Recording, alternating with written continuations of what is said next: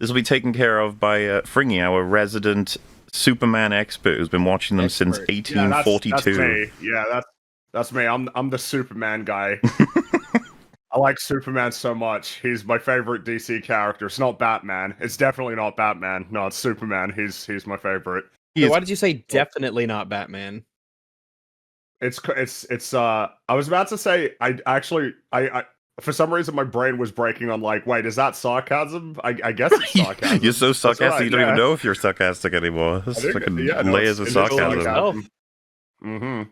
Because I like Batman quite a lot, and I like Superman. Batman too. is cool. Superman is cool. All right, episode done. Yep. See you next time, guys. I like Superman. Bye. See you later, I like everybody. Superman. But Superman, that's what we got today. We do. You're kind of right. Like, this is one where it's like, oh yeah, how do you introduce this one? Because I think it's pretty obvious that this is essentially, when you talk about the big pop culture movies and TV shows of the year, it's become very clear with the release of the film that this is the most important one. Whether or not that translates to it being the most successful film of the year is kind of a, that's like kind of a different thing. But in terms of whether it culturally sticks. Yeah, of course, because it's hard to say because it's just come out. But this is clearly the most important one of the year. That's become very obvious. But the reason why it's the most important film of the year really has to do with the meta, big time. Because it's just a big story leading up to this that explains a lot about essentially like kind of why it has emerged as being the most important movie this year. Yeah, and so far, I mean, Fantastic Four. It's clear now to me that Superman is going to be the more important one out of the two. Fantastic Four is not going to be able to essentially measure up to the conversations that this film is generating. I feel like that's correct. Yeah, I bet Fantastic Four is just going to be the next one. Carry on. Probably. Yeah, just a regular old sludge movie. But hey, retro futuristic 60s, so that means it's good. Well, I mean, that's neat, yeah. And they showed 30 minutes to some people, and we're already hearing it's the best Marvel movie since Endgame. Since the last one? Yeah, see, since the last one, that was the best one since Endgame. The thing that is working in Superman's favor is that you don't have a whole bunch of shit Marvel movies for the last 5 years. You have something that is very much positioned as being new, and that it has a good reason to position itself as new because it is not a totally clean break from the DCEU, but pretty close to it, which means that it's its own kind of thing that generates its own kind of reactions. It sounded like you were going to say something before, Mauler. Yes, Superman. Not that this doesn't apply to literally all stories, but it feels like Superman more than many can be absolutely drawn back to where stories probably started. Superman specifically. He feels more like a foundational pillar compared to a lots of other superhero characters would have spawned off him / adjacent to him. The three lads, Superman, Batman, Spider-Man, those are the three, from which all of the other ones kind of owe a lot to. Those are the most popular ones. They're the most important ones. And do you know the... It makes them quite tricky as well to use, doesn't it? Because talking about it being positioned as a very new thing and a complete break from the past, it is quite a tricky proposition, to establish a clean break from quite recent failures of movies, which are also branded as DC, which is like the previous set of movies, basically. Yeah. Then also to take the hero with which people are probably most familiar in terms of backstory and origin and say, no, this is still something fresh and something new and a completely clean break, and we're starting again. That's probably why James Gunn was front and center of all of the marketing for the movie, is because that was the most important thing to establish. It's an old character and it's an old brand and it's still the same logo on it, but it is really different. And the point of difference is me. Hello, I'm James Gunn. But is it? It's certainly a James Gunn film.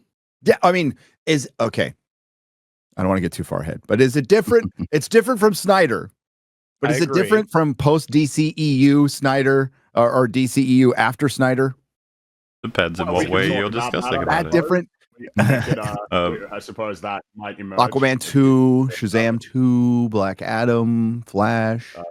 Yes, I don't feel like it is a little. I think it is. I think so. We can get to that when we start talking about it. It's a little better. I'll say that. What were you saying, think so. What were you saying, you? Poor Friggy. So I was trying to say that there's a bit of a famous quote from Harlan Ellison regarding Superman that I quite like and I think would be important for the meta discussion. He said, if one of the unarguable criteria for literary greatness is recognition, consider this. In all of history of literature, there are only 5 fictional characters known to every man, woman, and child on the planet. The urchin in Irkutsk may have never heard of Hamlet. The peon in Pernambuco may not know who Raskolnikov is. The widow in Jakarta may stare blankly at the mention of Don Quixote or Micawber or Jay Gatsby. But every man, woman, and child on the planet knows Mickey Mouse, Sherlock Holmes, Tarzan, Robin Hood, and Superman. He's more than the fanciful daydream of 2 Cleveland schoolboys. He's the 20th century archetype of mankind at its finest. He is courage and humanity, steadfastness and decency, responsibility and ethic. He is our universal longing for perfection, for wisdom and power used in service of the human race.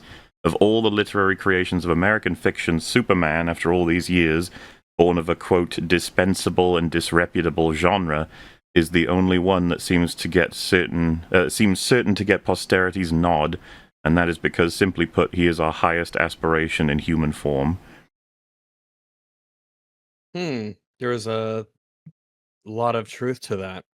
Yeah, there is Harlan Ellison's legend was. Yeah, there's this underlying foundational kind of character that you want to be, and we should all aspire to. I agree. It kind of connects all of humanity in that sort of way. Something I suppose that's worth noting is because it's probably safe to say that right now, like in the present day, Batman is more popular than Superman in terms of like people's general interest in the character. I mean, it feels like it's got to be reflected in the sheer amount of Batman media that's been created over the last 30, 40 years. But there was a time, and a long time, where Superman was the #1 best-selling like comic book. It was only until the 80s, I believe, that Batman surpassed in popularity. So Superman was the #1 for a long time. And even though he's not necessarily #1, he hasn't fallen too far from the leaderboard. No, the recognition still exists. And technically, isn't Spider-Man beats out Batman right now, doesn't he? So I think so. Yeah. Is it? Yes. I think it's fair to say that anything could happen in the next 5-10 years for who's at the top. It depends on the media.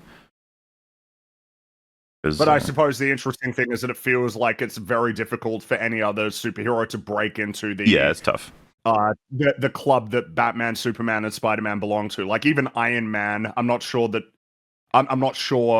It feels like it's iffy whether you could say that he's part of that club. Those 3 keep getting iterations on top of each other. Iron Man's a little more complicated. It's like, are we going to release a new Iron Man movie? It's like, I mean, nowadays he's so tied to Robert Downey Jr. In that iteration of the MCU that to break out of that is going to take time. Even with people generally settling on the one iteration of the character that is considered to be like the defining one for Batman, Superman, Spider-Man, it's like, yeah, but I mean, it's still complicated. Some people do have preferences one way or the other. Meanwhile, Wolverine is hyper popular, but in terms of films, Wolverine is like attached to Hugh Jackman in a very strong way that hasn't really been tested with that is going to be another actor. A really tough hurdle for him. Especially nowadays, now that we just got Deadpool vs. Wolverine, and they just sort of came back after all these years and resubmitted that. The third goodbye to Logan. It's like, well, welcome him back, boys. Hey, we're going to get one more. At least one more. It depends how much money it makes. At least. Yeah. Well, at least they treated Logan's death respectfully. So. Oh, yeah, they said that they did. So they did, right? Yeah. Fucking hell. Anyway, so I suppose to start, we should go back in time nearly 50 years to the original Superman film, Superman from 1978.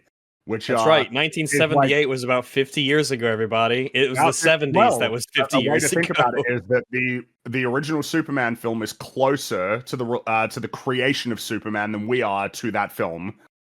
40 years versus about 50 years, which is worth thinking about, considering that when the film came out, it's like, yeah, Superman had already been around for decades at that point. Sorry, guys. I need to change my adult diaper real quick. Sorry. All right. Just a second. No, I'm just kidding. Wait, what? Sorry, do you need I'm saying I'm old. Sorry, go on. I broke the man's. I'm sorry. We were being so polite to the old man. We just want to let everyone know that the guests are welcome to change their diapers at any point in this show. That's right. Mm-hmm. That's right. We don't judge. But Superman, 1978, Richard Donner. Safe to say, it actually is like one of the most important films, like just in general. I mean, certainly, if you drew that tree of superhero movies, that one's at the core, right? Well, I mean, it was essentially the first superhero film with like sort of broad legitimacy, like as a film, you know, and of course tremendously successful. The most expensive film ever made at the time of its release, but made 6 times that. So, wow, $1978, $300 million. It's like, yeah, damn, right. Yeah. Holy shit. Very successful. Not as successful as Star Wars, but Star Wars was kind of like unprecedented in terms of its success, but very successful and important. And quite good, which helps. Yeah, I'd say so. Very, very good movie. Feel free to chime in on that with your thoughts on the original. Adjusted for inflation, it was, God, I just saw it's like 1.44 billion for Superman. It did pretty good. A lot of money. It's pretty good. Well. It's the first one they took seriously, and it could have been as big as Star Wars. Up in the lead up, you guys are probably still too young to remember. You know, before Batman '89, everybody was wearing Batman shirts. Well, before the lead up to that, everyone was wearing Superman shirts. It was huge, and it got screwed up in the production and Salkins and all that. But first and second film was shot back to back. But then it came to an end when the second film was like 75-ish% done. Yep. And then the theatrical version of Superman 2 was, a lot of that was reshot. And then the Donner cut, like in 2006, was more of a restoration of the original intention for Superman 2. You know, the one thing, I mean, because like I really like the original, but I really love Lex in the second one more so than in the first. But he's funny as fuck in the second one. Mm-hmm. He's just sort of there coming in to try and get his and cause chaos. Yeah. He's very cheeky in the second one, which is fun. Superman, thank God. Get him! No, and of course, this is you know, I think it's safe to say that Christopher Reeve defined who Superman was to many, many, many, many people through his performance in those films. Perfect casting. It's one of the trophy case ones. Not just in terms of the look or the way that he played the character, but like his investment, unbelievably perfect for, you know, creating art, basically. That documentary I was saying that I watched, they make a point that he very much saw the project as art and was desperate to bring it to that kind of life, and that he was on some kind of like interview show, I forget which one, but they asked him what it was like working with Marlon Brando, and he did not hide the fact that he was really disappointed that he just didn't care.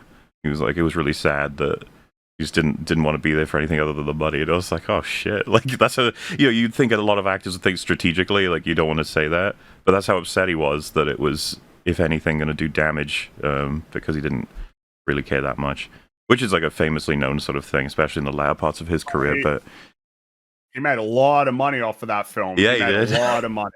Christopher Reeve, I believe, only got paid about $250,000 for both films. Marlon Brando got paid a lot more, and if I'm not mistaken, he got like a really good sort of deal on the box office. Like that he received a cut of the film's profits, and thus made a considerable amount of money off of the film when he's not in it for very long. Again, not much, no. Reeve being, you know, relatively unknown, but starring across two incredibly famous,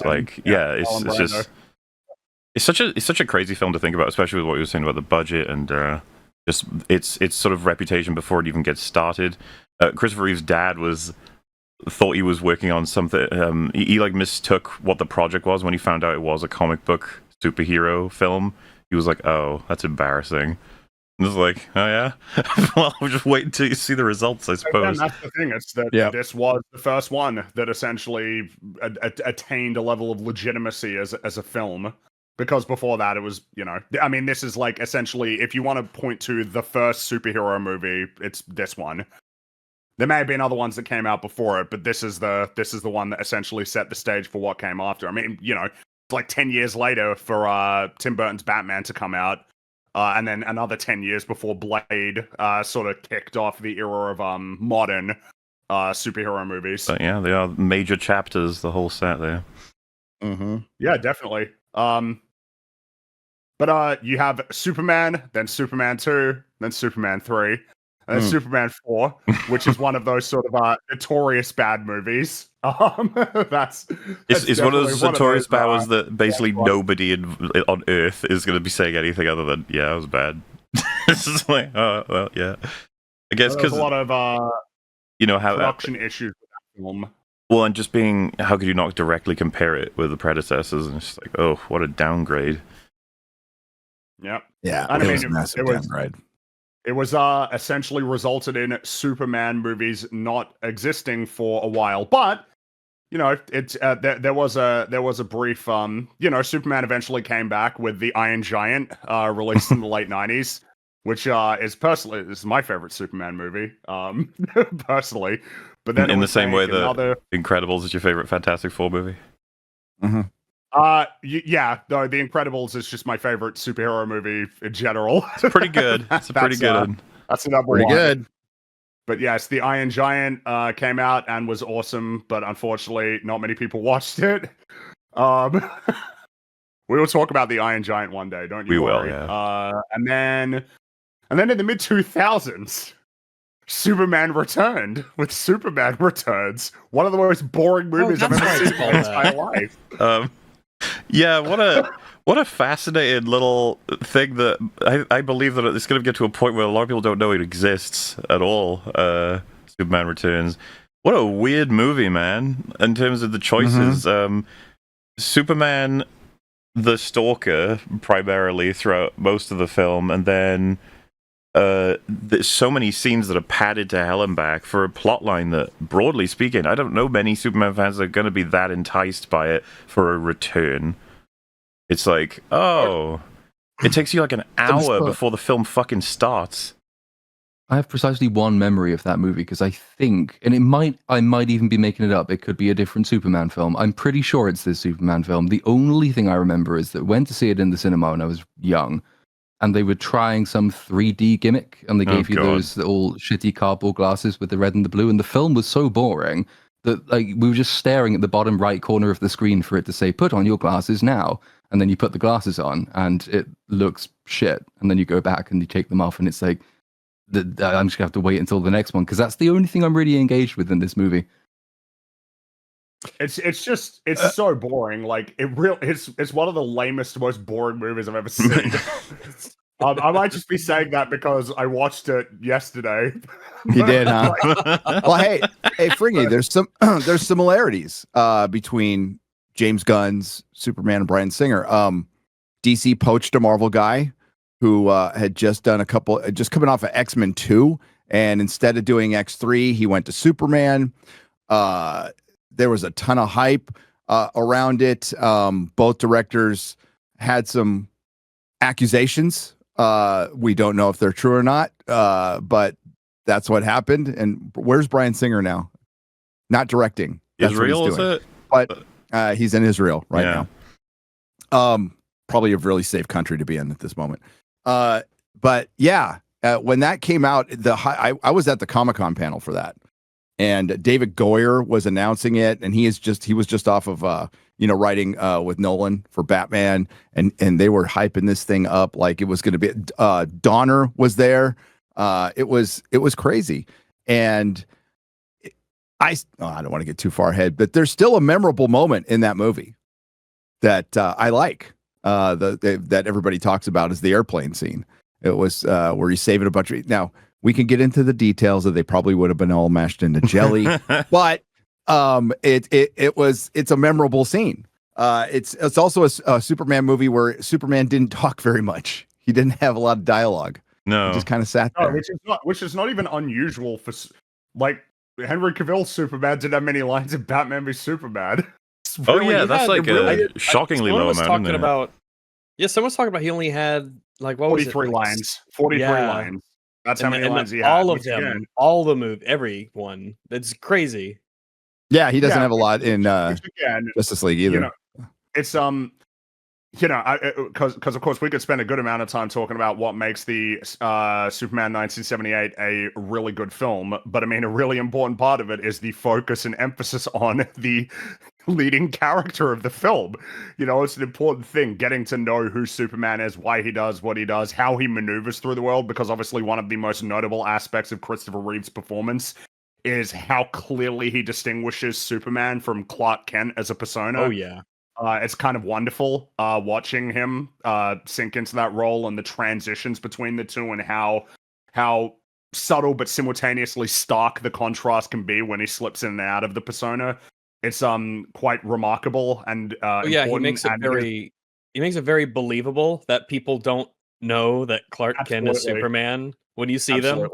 Which can be a really tough sell, because it's not like he doesn't cover up his face as Superman, so you got to do something to distinguish the two. I feel like a really good scene to highlight that is the scene in the alleyway where they're getting mugged and he's totally playing up that he's terrified and bumbling and not really in a good position to do much of anything.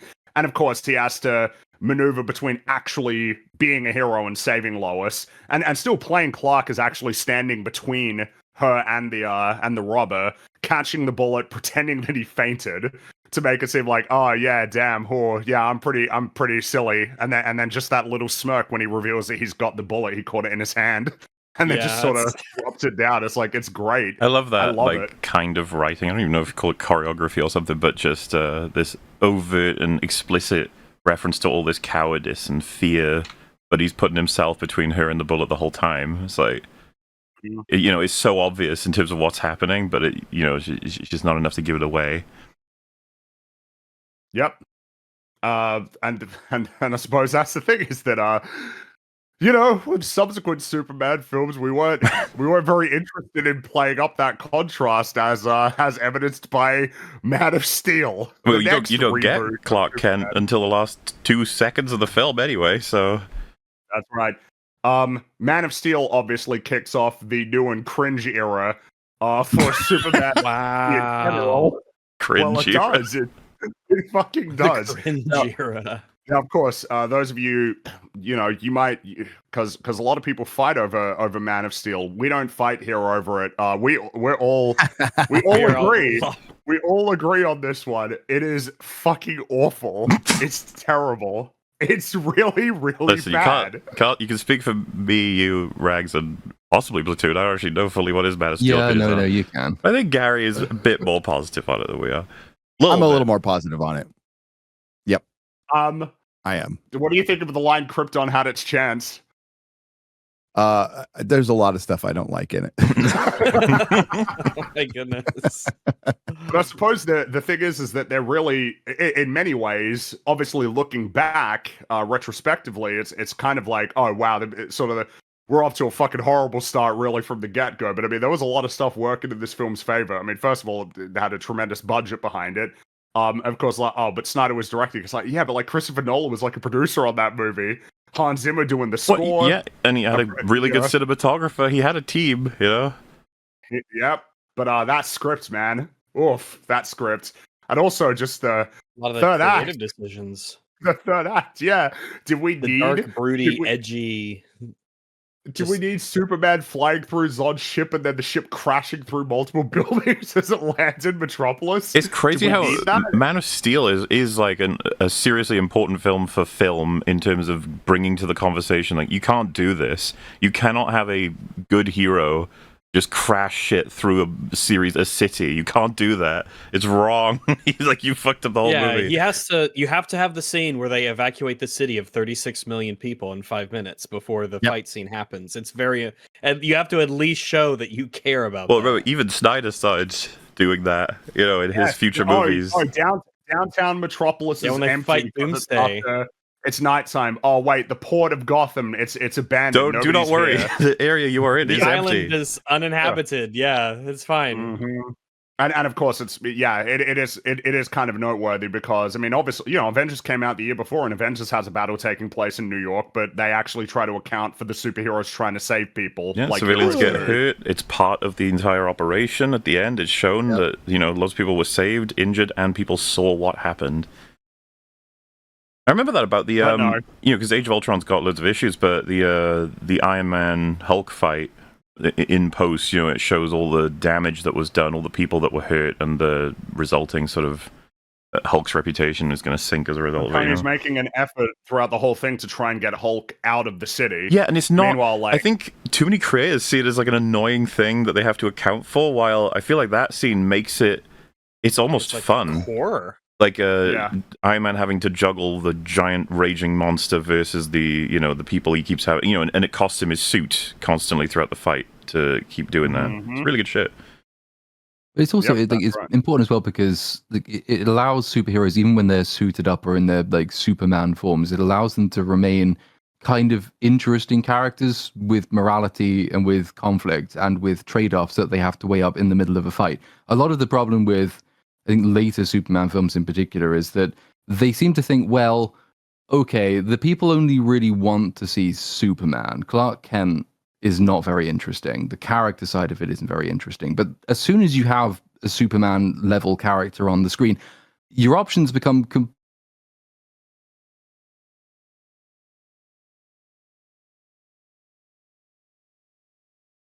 Oh no.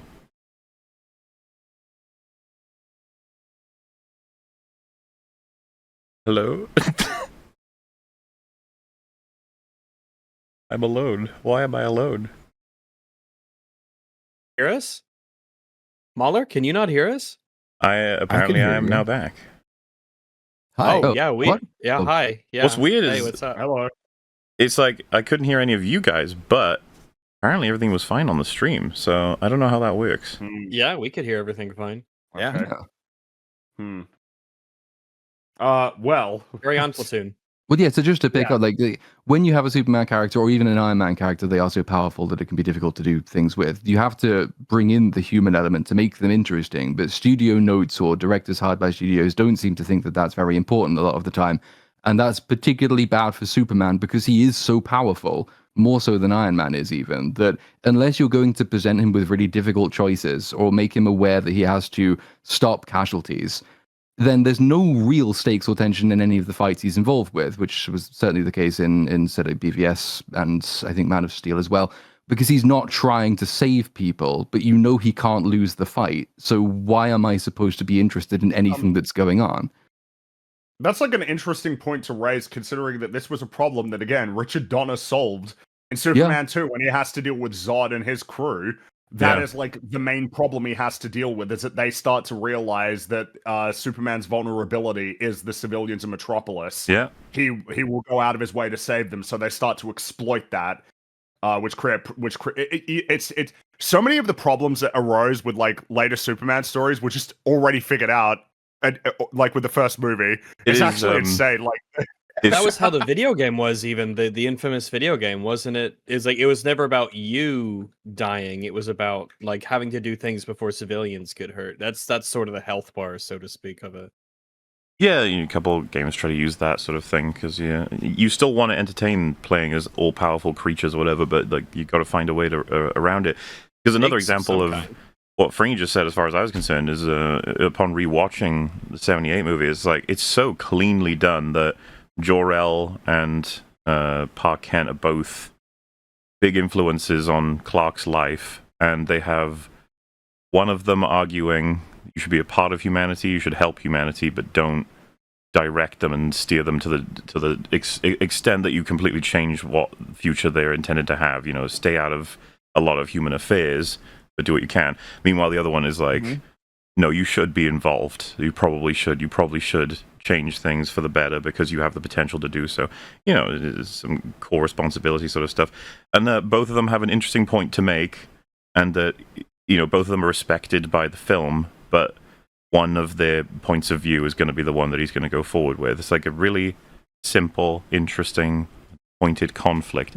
And even going as far as Man of Steel, they already somehow fuck this up significantly.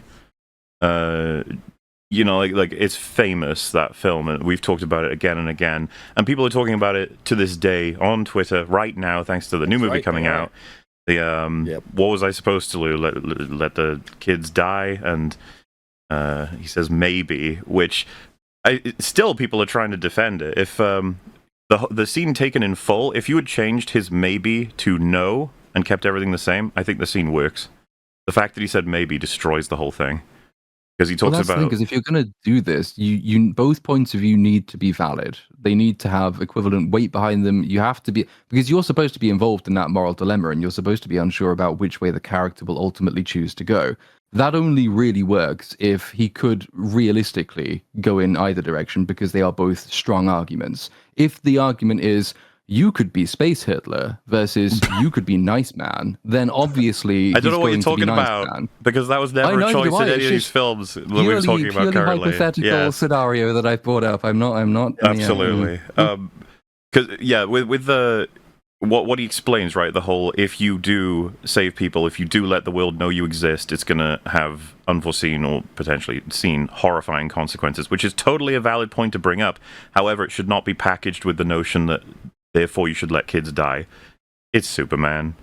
You don't want to be at that point ever. Then the sequence, obviously, where, and it is again being discussed to this day, where he lets Jonathan die. I still hate it. I know a lot of people do. It's not a fan. And upon giving it a little rewatch before seeing the old new movie to discuss, it's immediate, the problem, right? Like, Jonathan is the one that's like, I'll go help people in the cars, you take your mum to the underpass. Like, no. Clark will go help people, you go to the underpass. I was just saying, it's not bad because it's not what I would have done. No, yeah. If I was invincible and super fast, I would have saved my father that I love. And there's the thing, as soon as it becomes obvious that Jonathan is in trouble, Clark would instinctually go to him and help him because he knows he can't be... But no, the scene forcibly freezes Clark until Jonathan can order him to stay back, which is still not good enough as far as I'm concerned. You should have done it instinctually, and then you should have ignored his father's advice, and you could have had a microcosm of consequence, right? Like the local people start saying different things about him. They maybe are scared of him because of the strength they see him portray. There's loads of ways to do that story still, but ultimately, the 78 movie solved the problem already again. The heart attack. It is perfect as a way to make the point. And my God, is it lean compared to Man of Steel? Like the Pa Kent scenes, you get very few, like a little screen time with him, but it's just perfect. Every last line, every last moment. And I think this is part of the problem for creating Superman films that we're already discovering through the timeline in Man of Steel, is that how do you make another Superman without just copying the original because it's perfect? You got to be different, right? It's like, I guess so. A lot of ways why the Iron Giant is, the Iron Giant is so great. It's because it's quite different from Superman 78. It is, but it's weird because there's so many different ways to do that film, but differently, and enough of a way to make it. And if your biggest problem, if the biggest issue with your movie is that people say, "Oh, it's too much like the other great one," that's probably a pretty good movie that you made. That's not bad. Yeah. Well, it's been 50 fucking years, really Okay. It has been 50 years. It's literally been 2.5 generations since that movie. You'll be okay. Especially if you paint it as an homage to the original. Yeah. You don't even need to do that, though. You've got Clark Kent. He's there for this precise reason. Like, the human side of the Superman character has all of the human experiences, and human stories don't just stop 50 years ago. Human stories don't really do one thing and then never can be done or replicated or improved upon or changed ever again. Like, so I'm not that familiar with Smallville, for example, but it's a long-running show. It was a long-running show, as I understand it, for a reason, which is that it made pretty good use, or it understood the importance of the Clark Kent side of the character. That you lots have to of good developing that. Lots of good stuff in Smallville for sure. It's not. I would never say it's a great show, but it for Superman fans, I'd say it is. Like, it's precisely what you're going to want. It did introduce some really interesting ideas. right? There's wacky shit in there. There is wacky shit. It's absolutely wacky, and it was the precursor for the wacky CW. Okay, let's not forget that.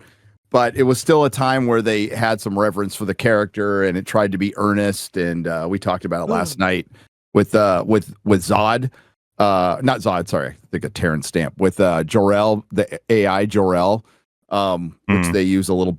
Yeah, maybe borrow a little bit.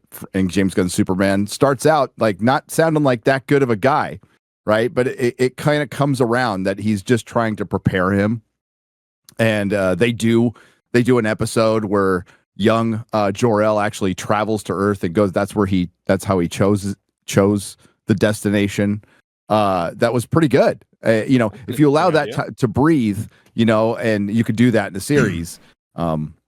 It's an interesting idea. There was a ton of interesting ideas. My favorite character ended up being Lionel Luthor, which I didn't expect. For Lionel was great.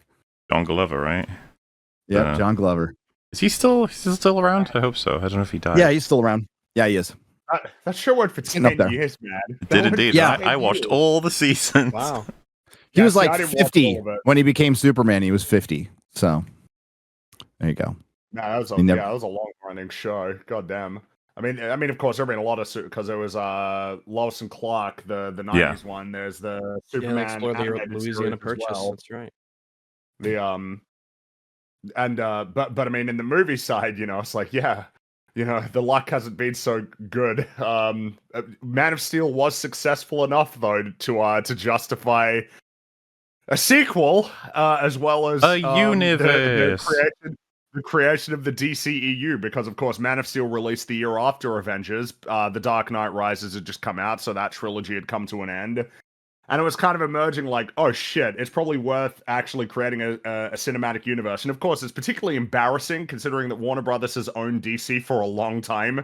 Meanwhile, when the MCU began, they didn't have access to a lot of their most popular characters. No Spider-Man, no X-Men, no Fantastic Four, no Daredevil. That's crazy. It's so crippling.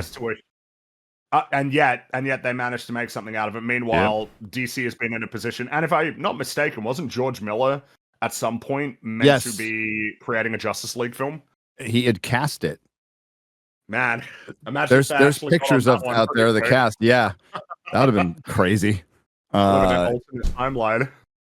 No, they've been in the position since the 80s to do this, and they didn't. But then they realize it's like, all right, now's the time, and the man for the job is Zack Snyder. He's the guy. He's going to be the lead creative voice for this. What were you about to say? Like that there was kind of a reason to think that at the time. I think it's reasonable to think that he was a good choice for studios. It would mainly be Watchmen. Film that he made before Man of Steel, though, and that fucking failed. So you know what I mean? It's like, well, look, all right. Sometimes he. Well, that's what I'm saying. I still think it was a mistake, but I can still see. I would have thought it was a mistake at the time. I think as well, but Man of Steel was successful enough and that's kind of all it takes with a lot of stuff with movies. It's like, well, if it was successful enough, then you get a shot.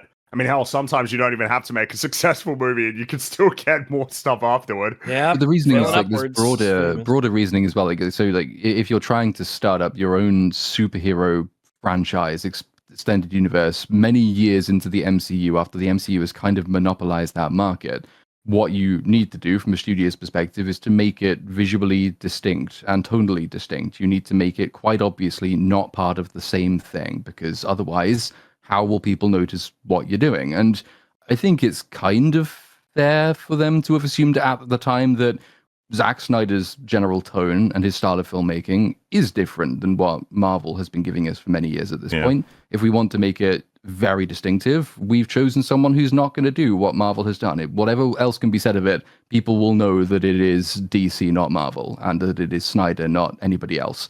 So I can understand the justification behind doing that. It would have been nice if they'd chosen. Oh, doing it again. What is it, on like a 20-minute timer? At least you could hear me. Any second now. Floop Yes. again. It's on the floop. Now we're back. What's a floop? Okay. What? You know what? We heard you though. Oh, did it? What is? You have to probably repeat what you. Yeah. I wasn't saying I can anything. hear I you was now. listening, but it cut out a bit. Hear Gary, so You can hear me now? Okay, Just good. repeat what you were saying there, Gary. Okay. They should have just been DC and not worried about Marvel, and maybe copied the things that did work. Like, hey, we should build up slowly to something instead of doing the Justice League first. It's fine being distinct, but you are distinct. well, they You're wouldn't make DC. that And mistake twice. well, if they understood, which Warner Brothers never really has, which is so bizarre, like what they had and how different DC is from Marvel, all you had to do was make DC stuff and it would have been different. It would have been a lot different. Marvel's the world outside your window. DC is gods and monsters. It's that simple. So the comics might look alike to any normies out there, but if you read them, there are distinct differences between them. And you could have just leaned in that story-wise and keep all the other minutia out of there. But that's what Warner Brothers has been doing with DC all along, even with James Gunn. It's reactionary. It's, we're going to steal a Marvel guy. It's like, dude, find somebody, find somebody who understands the character of Superman and doesn't have trouble cracking it. Find somebody who goes, oh, it's easy to do a Superman story. They're out there. They exist. But I'd almost they haven't yet. to suggest as well, because like when, as has been pointed out, Marvel didn't have access to its big top tier heroes when it started. I would have been very tempted to look at that and say, before you start giving people Superman, what you really need is someone to prove that they can do it with a smaller character, because that limitation actually helps. They had to understand like how to make the characters people hadn't heard of popular and good first. That's what they needed, and they succeeded with Iron Man and people. Yeah, like and that. you don't have success guaranteed essentially as well. You're gonna have to kind of earn it. That's a really fair point, considering the next film, Batman v Superman, which was not successful. Even though there was essentially no reason it shouldn't have been, because it's fucking Batman and Superman Batman versus fighting Superman. each other. Like, remember the conversations I remember the conversation. Yeah. The conversation about how Civil War should move out of the way for Batman v Superman, and I felt that way at the time. I was like, dude, it's Batman Superman. Come on, like, but well, it came out. People did not respond to it positively. It had an incredibly strong debut, but it also had one of the biggest drop off in the second weekend ever. And it ultimately ended up making $874 million. And you'd look at that and go, that's pretty good, right? It's like, not for Batman v Superman. That's not good enough for Batman and Superman fighting each other. That's spending a token that you can't spend again for a long time. You can't spend again. Yep. Yeah, because there was plenty of hype for that movie, naturally, because it was the first time that these two characters were going to be crossing over on the big screen. And it's a pretty, though I remember the unfortunate thing is it's like, oh, so where does that one rank in the DCEU? It's like, dude, Batman v Superman is pretty terrible. It's one of the best films in the DCEU. That's how bad this series was. I mean, it's so bad. Just remember what I remember as Batman a kid, was in that film. I watched. The use of guns to kill was driving people fucking nuts already. He's branding people. Well, which is okay because they're not gonna die, even though they'll die because of the brand. Hey, people over with. No, it's just unhinged. Remember the part where he knocks the car over, he shoots the hook into it and drags it around with the occupants still in it for a while. Drags it around like a safe and Fast and Furious. Yeah, exactly. It was also before that movie came out, my only I think it was like a late 90s animated movie. I think it was called It was Batman Superman World's Finest, I think, where they kind of like meet and team up, and it was an animated movie, and I was like, oh, this is fun, and I watched it a decent amount, and I really kind of enjoyed it, and that was my very young person's view on what a Batman Superman movie would be. So, bit of a departure. Bit of a departure. Yeah. And let's not forget Lex Luthor as well, by the way. Oh, yes, cringe Lex Luthor, yeah. Good God. The jelly babies. It established the Jolly Rancher. Yeah. Jolly Ranchers. Yeah, the Jolly Rancher. Jesus Christ. What's Mark Zuckerberg? Grandma's piss jar as well. Piss jar. Yeah. He killed Mrs. Incredible. He did. He blew her up. He also made lots of weird floop sounds as well. And you remember the part at the end of the film? The ding, ding, ding, ding, ding, ding, ding. Don't remind me. Oh my god, look at it. The demons are coming from the sky. Parademons. Oh my god. Oh my god, you don't understand the deep symbol. That's something a lot of people need to figure out. It's like, no, everybody understands. You can't not understand it. That's the problem. You can't not understand. Where we get it. It's just, and it's sort of like that film as well, probably more than any of the others, really established for me like how futile it is arguing with fans, particularly of Zack Snyder, because with fans, as honest, you fans generally, but especially Snyder fans, and it's like, so because I've been on a couple of streams since talking about that movie, and the argument is just rote. It's a good movie. Okay, it's not a good movie. It would have been a good movie, but studios interfered. It's still a good movie though. And okay, it's not a good movie, but Martian Manhunter would have explained it all, but the studio interfered. So, well, okay, but it didn't. Okay, it's still a bad movie, and it just goes on and on and on and on and on and on and on, and nothing's good. And then eventually, of course, we get the non-interfered with studio version of the next movie, and it's just no. The vision was always shit. You're just defending the indefensible. Well, perhaps that's the most controversial thing we can still keep saying, is because a lot of people love the Snyder Cut, right? So I guess that's not next. Justice League is next. Well, I guess. Yeah. Didn't it come out like his map for it? Correct me if I'm wrong. Oh god, it's been a couple years and I've slept since then. And like Batman's gonna die at the end, and they were gonna kill Lois. Correct me if I'm wrong, but it was Superman dies as his death of Superman, and then Batman and Lois hook up, and then Lois is pregnant with Batman's baby. Batman dies, and Superman raises Batman's baby with Lois or something. It was like, what? It was something like that. It was like, what the fuck? His plans. Like George Lucas talk about Star Wars now. His plans were horrifying for the sequel trilogy. Yeah. Oh yeah, and everybody's all the plans are out. They're great. I'm like, what? Yeah, Wonder Woman was going to be Kryptonian as well. Yeah, that one. Jesus that was one that people really struggled with. That one for pretty obvious reasons. Like even the most diehard fans were like, "Well, okay." It's like, yeah, because that's a really bad idea. That's a really, really, really bad idea. Like co-opting Wonder Woman and making her story just a part of Superman's story. It's like, bit weird.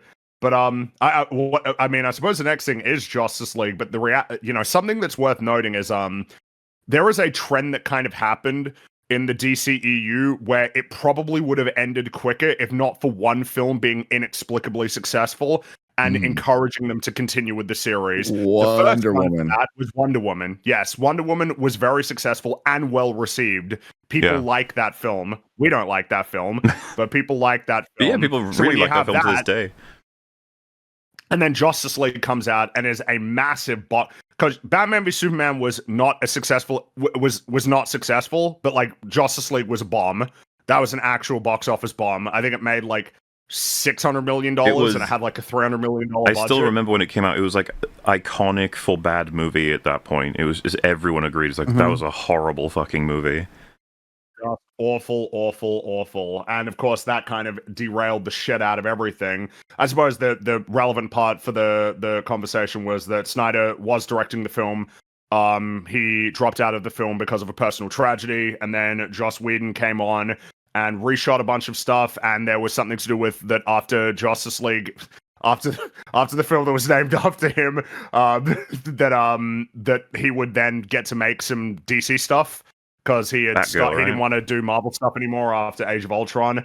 But it did really fucking badly, and he became the person to blame, essentially, for that. That's the thing as well, because like it did really badly, but in probably the worst possible way, because it didn't do so badly in a particularly definitive way, in the sense that we know who is to blame. It is an unambiguous story, because the fact that Snyder had to drop out, the fact that Justice League was a sort of jumbled together bit of older stuff, no one could just completely own all of the blame for why that went wrong, and that allowed all these different theories to emerge as to why it went wrong and who should be blamed for it going wrong. It's not Zack Snyder's fault, he wasn't there, which is kind of a fair point. He wasn't there, Unfortunately, we then got the version he was there for, and it wasn't any better. But like, it allowed people at the time to say, well, this would have been better if only tragedy hadn't struck, or if only studios hadn't got involved. And so it still carried on going. Escape. I mean, sure, and then the longer that time went on, the more that it was like Justice League was meant to be the end of a trilogy, right? Man of Steel, Batman v Superman, Justice League, and that was a story that needed to be concluded. But it wouldn't happen for a while because Aquaman came out, inexplicably made $1 billion fucking. Scientists are still trying to figure that out to this day. No one knows. Different times, man. Different times. It was different times. It was China. China was a big part of that film's success. Yes, I think it made like $300-400 million in China. But because Aquaman is the reason why it took until 2025 for DC to reboot. That is the reason why it made so much money that they actually decided, oh, it's worth continuing, and every single film that they made after that was not successful. Even fucking Shazam, even though that was kind of considered a success, can you really say that? Like $100 million like budget, $300 million box office is like, man, that's like decent. I mean, I guess it's decent. Well, it's decent. I mean, like technically, it's a success. It's technically successful, but like, come on.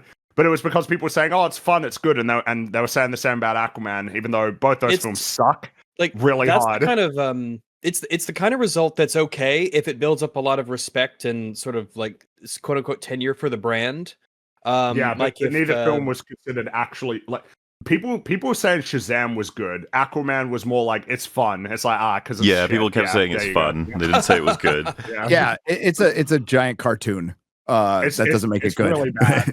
Dude, Aquaman kills so many people in that movie that are on his side. It's actually insane. Yeah, at least Amber Heard's in it. Wait. Let me see if I get this right. No, the Crabman kills survived. a lobster voiced by John. No, he survives. He's in the second one. He comes back.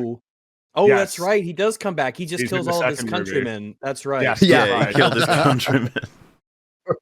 and so that kicked off that era where they were making films, all of which failed. Basically, you remember Harley Quinn, the Harley Quinn movie that came out in 2020? Birds of Prey. Birds of Prey. Birds of Prey, and we saw that. Yeah, that's right. We did. It's pretty awful. Not everyone though did. A lot of people never saw that. It failed big time. But that I suppose it's funny because it's almost worth skipping 2021 because that's kind of an important year in the story. But then 2022 came along. No, wait, we can't skip it actually. So 2021. 2021 is the year that the Suicide Squad and Zack Snyder's Justice League released. Two very important films, all things considered. The release of Zack Snyder's Justice League will probably be looked at as one of the biggest mistakes Warner Brothers has ever made in their entire existence as a company. And you might be like, what does that mean? I would disagree there.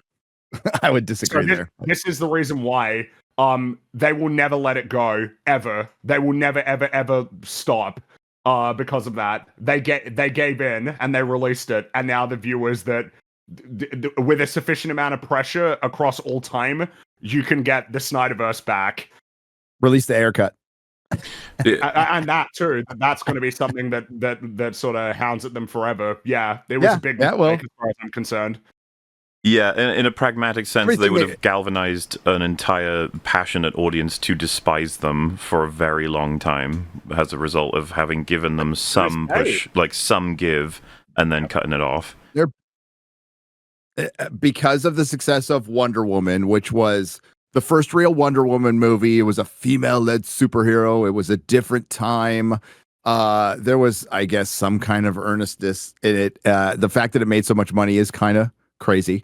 But if you think about Captain Marvel making $1 billion and Aquaman making $1 billion, but Captain Marvel is explainable. Yeah. But the fact of the matter is, the people who should have been fired from the get-go were the executives.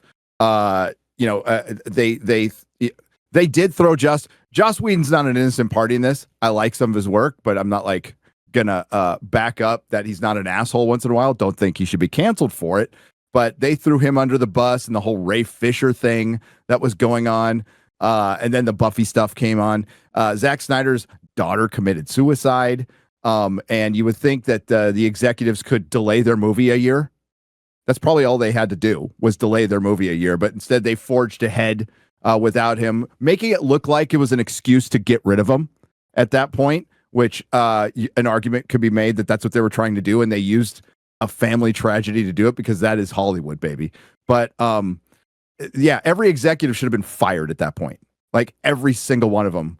Screwing up a revolving door of executives in charge of the DCEU. Yeah, Hamada stayed there for a long time until Zaslav came along. But yeah, no, it's just because and then all of them with like competing ideas on what it was supposed to be and what they wanted it to be, and never being able to commit to like a singular direction for the series. And it's like, yep, and then of course, yeah, again, it's like it really was like releasing the Snyder Cut. I can't like. It really has actually galvanized like a particular and quite loud sort of cohort that has essentially never let it go. There are a lot that there's plenty of people essentially rooting for Superman to fail specifically so that they can get more Snyder Superman. And let's make no bones about it, they are very much an influence. They made it like they were made fun of in this new film, technically. In the movie. Yeah. Yeah. So, Yes. The studio also tried to head it off another way. I mean, I thought it was established basically since 2001 that we don't negotiate with terrorists, but like Warner didn't remember that important lesson, so off they go. But it wasn't just that they were made fun of in the movie, but then I think this came up on a couple of streams ago, but like they put, James Gunn and Zack Snyder together in Rick and Morty, probably because they think this is where a lot of these guys... Did you see they watched that show? So, like, however long ago, I don't know how many months, James Gunn posted that picture of him and Zack Snyder. Now people were like, "Oh, so he would have taken that when they were recording for Rick and Morty." It wasn't like they were friends and hung out or anything. And James Gunn was very tactical with that. It's like, let's get a picture, thumbs up, smile, and I'll post this, and I won't explain the context for it. I'll make it seem very genuine, very candid. We are friends. Calm down, Snyder folk. And that's kind of what I'm getting at with the fact that releasing the Snyder Cut, irrelevant of the quality of the film or the spirit of whether it should be released, just that pragmatically, over the course of where Warner Brothers are taking DC, it's only caused them significant damage now because they've pissed off a very passionate group of people, and it's not going to get stopped by saying, "Hey, I'm friends with Zack." It's like, no, mate. I mean, all that you told them is there is a sufficient amount of pressure that you can exert on us to make us essentially bend to your demands. And of course, the reality is they won't make more Snyder DC films. That's not going to happen. But like, there's still the belief that it could happen, and that's enough to essentially motivate an entire fan base to sort of actively root against everything that they make ever till the end of time. And some of the theories are just crazy. Like you'll find Snyder fans saying, well, legally they are allowed to sell the rights to the Snyderverse to Netflix, so they should do that, and Netflix can do this. As though Netflix would want to. I know they greenlight fucking everything, but I think even they would draw the line somewhere. They're not continuing with Rebel Moon, so I mean, clearly they don't want to do everything, do they? But like, even if these theories are insane, the fact is that they are made to seem less insane by the fact that a stupid decision was previously made because you back down to the audience. And so like, it doesn't matter whether what these particular subset of fans believe it is true or likely to happen. All that matters is that they believe it's true and likely to happen, and you've given them evidence to think that. So of course they have no reason to back down and say, well, let's all unite behind James Gunn Superman. They're never going to do that. And putting the two directors together in Rick and Morty, which no one has watched since about 2017, that's not going to work. So I mean, nice try, but you brought it on yourselves. Well, someone did mention it's like, well, aren't they friends? Because they worked on Dawn of the Dead together. It's like 2004. 2003, really. And also, what do we mean by friends? Like, we're using the term friend in the sense of like, oh yeah, they talk it maybe once every year or so. Like, if that, you know what I mean? If that, yeah. Like, I don't know. And even that, and of course, the timing of the Rick and Morty episodes. Like, dude, it's the week Superman came out, and Rick and Morty is owned by Warner Brothers. There's no winning. Like, this is why it's a problem. I think is the point Fringy was making as well. Is like, let's say James Gunn says, "Hey, Zack, you can have the second Superman movie. I'm going to give it to you, and you can direct as you wish." This would never happen, but let's just say he did. How much chaos this would cause? Because if it were a good film, people would be like, he needs to take over, give it to him. And if it were a bad film, we'd be like, look how he was sabotaged by James Gunn. James Gunn tried to make him look like a clown or something. Like, you know what I mean? Okay. And what I'm getting at is just like, there's no healing this wound. It's going to be open, and it's gonna get infected for a long time. We've seen the results already of this for the discussions online. I will say the sort of Snyder fandom have galvanized many other people against them with their aggression. But whatever. That's just how it goes. That's how everything goes. They need to get a better PR person. Yeah. Well, the thing is whether or not it actually bolsters anything that comes next. But I mean, I suppose that remains to be seen. But again, as mentioned, 2021 was an important year because that released. But it also saw the release of The Suicide Squad, directed by James Gunn, after he made the move over to DC. Which it failed. It did fail, but it was well received. It failed, and they gave him Peacemaker after that, right? That's the next step? Yes, Peacemaker was the next one. And that was, I think, modestly successful for them, and was well received. We didn't like the first 2 episodes of that show. We liked The Suicide Squad. It's not a great movie, though. We did. Yeah. It's got a lot of problems. But that was, well, the thing is that the story wasn't done yet, because there was another fucking character in this saga. Dwayne Johnson. Oh my god, this is a fun chapter. another character in the story. So, as I understand it, Black Adam, that was something that was potentially going to happen for years. Years. Almost independent of anything to do with the DCEU, but then eventually, as time went on, it became a DCEU project and then emerged as a fucking important one. Which is kind of funny. It's like, yes, the Shazam villain is going to potentially be the most important film. And I think history will say, yeah, it was, because it kind of determined the future. Yeah, I think a lot of people wouldn't even know that, though, like the general public being like, Black Adam, but if it had released in like 2018, 2019... It would, probably would have made $1 billion. We'd be looking at a completely different DC right now. Yes, because basically, it's a long story short, Dwayne Johnson wanted to basically take over the DC. Yes, he did, and he wanted to be the main man. He almost had the power. He just started like waning his power and superhero power. Like, that's right. He was just too late. But he almost saw it. When you said waning, I thought you were talking about Bruce Wayne, and I'm like, what the fuck is Molly? No, he started waning. They're like, he waned all over the place. What is he trying? Why did you say that name? Martha. But it was really, because you remember the hierarchy of the DCEU was about to change, and little did he know it fucking was. Yep. The hierarchy was about to change. Yeah, while he was doing all that stuff in the background, they were secretly hiring James Gunn and Peter Safran, which is hilarious. Yeah. In the words of Pirate Software, he got everything he asked for and nothing that he wanted. Yes. Black Adam released in 2022.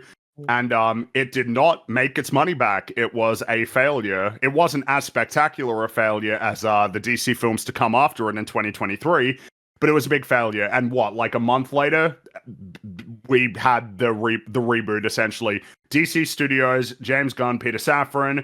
We're going to be doing a new universe. No more Black Adam, Dwayne Johnson. And of course, it was particularly awkward because I got Henry Cavill back as Superman in the post-credit scene for Black Adam.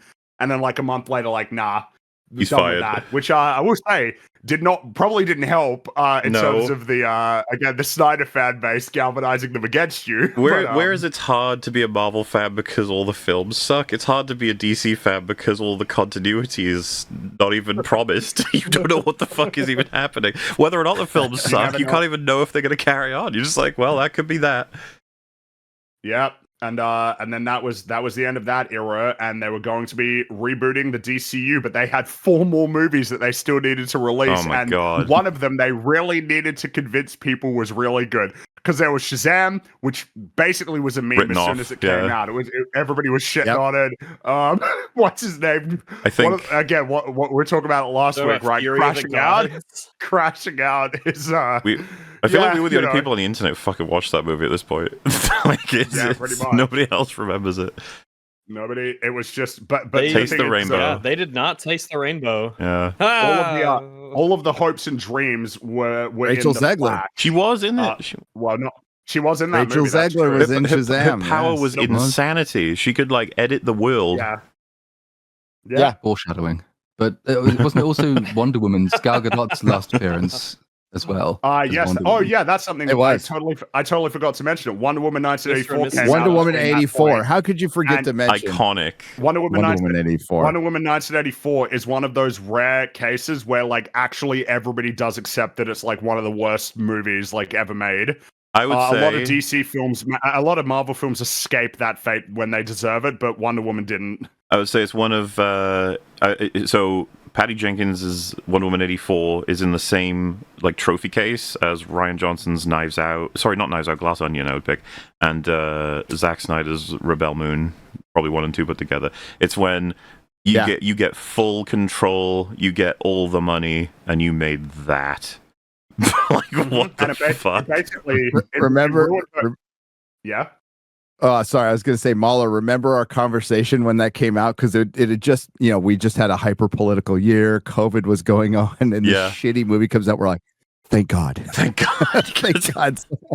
Well, Wonder Woman 84 was funny to talk about. That episode, we had loads of fucking great memes. Funny. Yeah. That was remember Handsome Man? It was a very entertaining.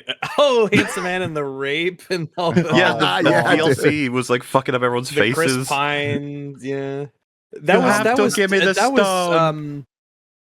Who you have to give me the stone. What happened to it? It's that film ruined Patty Jenkins' career. She went after Wonder Woman. She had so much shit lined up for her. She had Wonder Woman. She had a Rogue Squadron, Star Wars movie. Like you have to imagine Cleopatra movie. I think that they wanted to do, and all of that's fallen through. You have to imagine it was no different, really, for the audience compared to like the people behind the screen, just making fun of it and just being like, "What is wrong with you? Like, how did you make this? What happened?" And the fact that she was relying on arguments on Twitter for why what happened, what happened. Yeah, she was bad. Referencing Big. I was just referencing Big, guys. That's what I was doing with the rape. It's like, what? Okay. There was conversations about Big, and it's like, shut up. Pretty disastrous. Yeah. That's a part of another chapter. But the big important movie out of the 4 failures, though Aquaman 2, I think, was the most successful out of all of them, even though basically they just gave up by that point. It's like, fuck it, just get it out there. And it still made more money. Yeah. But the big one was Flash. I don't know that I've seen such an aggressive gaslighting campaign like ever. It's good. It's the best movie since The Dark Knight. Best DC movie since The Dark Knight. It's amazing. Tom Cruise said he liked it. James Gunn said he liked the Flash, for one fucking year, they were hyping that because they had premiered it a year before at CinemaCon in Las Vegas, and everybody came out of that going, "It's amazing. This is going to change superhero movies." A movie with 2 Ezra Millers, and boy did it. Yes, it did change everything. One of the biggest box office not as big a box office bomb as the Marvels, mind you. That one managed to sort of escape getting recognized as that, but the Flash, one of the biggest box office bombs in history. Probably because nobody went around telling you that the Marvels was going to be the next big thing in superheroes. True. Everyone seemed to just acknowledge that it was going to be shit, so we shouldn't even bother with it. But for some reason, probably money, because that normally motivates these things. DC, they wanted the Flash to at least make something. And so you had all kinds of statements, really damaging statements coming out, which were A, designed to be ridiculed, and then B, are not going to reflect well on the person you're bringing in to reboot your franchise because of films like The Flash.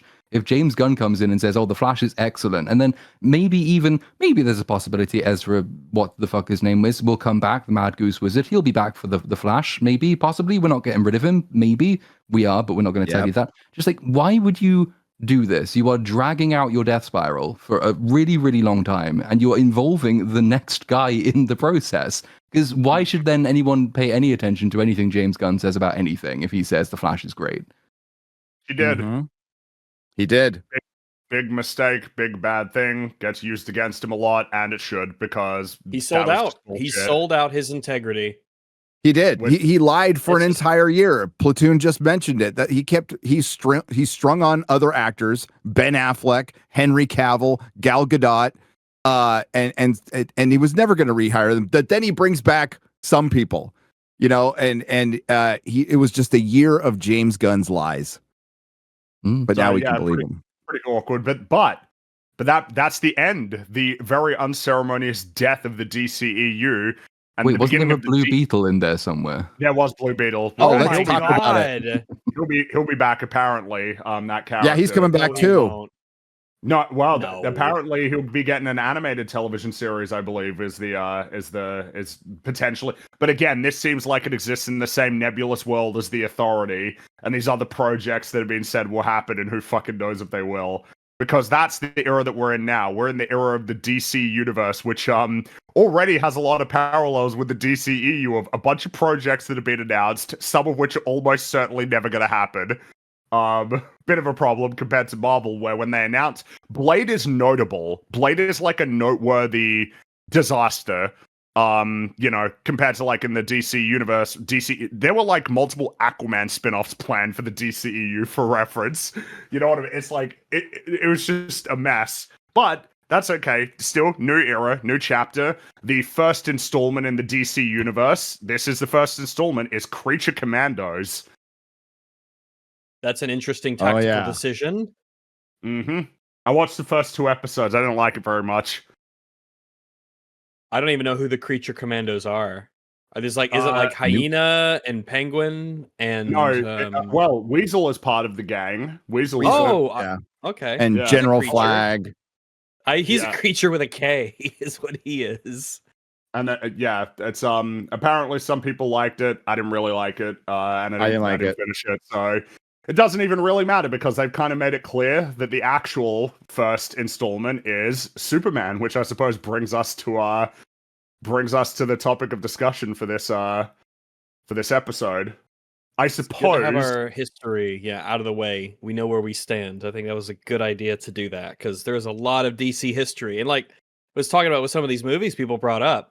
I fucking forgot Blue Beetle existed. Yeah, I would have forgotten Birds of Prey in a lot of these movies. So, but that I suppose that Oh, well, I was going to say it's probably worth mentioning how insane the marketing has been for this film. How it's basically just been a guaranteed conversation. Everything we've just talked about is why this is a huge element of what happens into the story that is DC next. Because basically everything about it rests on this film, but you could even go further and say that the superhero genre is going to change based on whatever happens with this film, and then movies in general. It's just going to feel like a bit of a quake depending on the success, the reception. Definitely. So, and as much as Fantastic Four has been positioned as the same thing, it's not the same thing. Superman is the most important one. This is the one. This is the important one. I said before, define a lot of what happens going forward. There are conversations to be had about what it means if Fantastic Four completely fails, like in every metric imaginable, or the opposite. But I still don't think it matters as much as the next 2 Avengers for Marvel. It just that's the story that's going to have much more of an effect. I feel if Fantastic Four did just outright fail, we would talk about it. It would have an effect, but we would all be like, all right, so how does Doomsday do? And that's right. Oh. I guess that's another thing worth talking about for DC as well that we didn't bring up. The fucking Batman. That's like its own thing as well. Oh, God, running. Yeah. And it's now running concurrently with the DC universe, and it's kind of major issues. Thing of like, well, yes, everybody's kind of like, what the fuck's going to happen? And of course, the hopium sort of thing is world's finest. We're going to have David Corenswet's Superman with Robert Pattinson's Batman. Whereas I think the more realistic one is one of these is probably going to go. One of these will die for the other. Yes. That's probably what's going to happen. If Superman is as successful as it needs to be, and it's looking poised to be probably successful enough. There's been a weird amount of passive aggression regarding the 2 big creators involved here, as well as it's just interesting how you'll catch Robert Pattinson, Andy Serkis, and others just here and there being like, he's an amazing scriptwriter. The Batman 2 needs to happen. It's going to be really, really good. Let it happen. Please let it happen. It should happen. It's just like, why wouldn't it happen? What's going on? It's like nothing. Yeah. Nothing at all. Nothing to see here. And of course, as being pointed out as well, Joker released in between all of this and made $1 billion. Joker 2. Oh, yeah. And then Joker 2 came out, and who knows what. And to an extent, you do have to understand, like, if you are not invested in film or even art, you're just sort of the money guy at the top of Warner Brothers, and you see all of this, you can't make sense of it. Like, what's that one? No, loads of money, that one, loads of money. The one with the fish that was cartoony is lots of money, but then the one that's like a really serious, about a mentally ill man dressed as a clown is the million. But then the one, like the one with the big amount of characters, the famous one, that crashes and burns. and then we put out another version of it, and it's just like, I don't. What are we supposed to do next? And then James Gunn comes along and is like, I'll fix it all for you. It's like, okay, fine, please do that. I guess. Fine. Yep. You have to kind of understand that if there was just a formula, an input-output on make this kind of movie and it will generate profit, then no movie would not be profitable. Of course. The amount of variables that go into what kinds of movies are made and how much they generate and their cultural relevance is like, it's all over the place. It's not just like a formula where you can get a guaranteed outcome. This is a weird market. It's a weird market. The very best thing DC have come out with in I don't even know how long is a spin-off TV show. Yep, spin-off TV show. How the fuck? Like, that may or may not even and continue. best by a considerable margin. I was thinking to myself, like, what do I even think would be the next best thing chronologically? And it's like the thing that could even compete with Penguin. Right? I guess it would be 2019. Yeah, that'd be it. It's really, but I mean, obviously, it does speak to a funny problem that they have, which is Batman is the only thing that is reliably successful for them. Batman and Batman adjacent characters. That's the most uncertain area of their. What do you mean these variables? What the? I think it's lagged out again. Well, still, I get to say those variables are fucking insane, chat. Don't you think? So to an extent, you understand it, but the chaos is still kind of unjustified in the sense that they're. They manage to still make horrible decisions consistently. Maybe it does happen every half an hour. No, 20 minutes. I think 20 minutes matches. Me and you chat until they kick back in.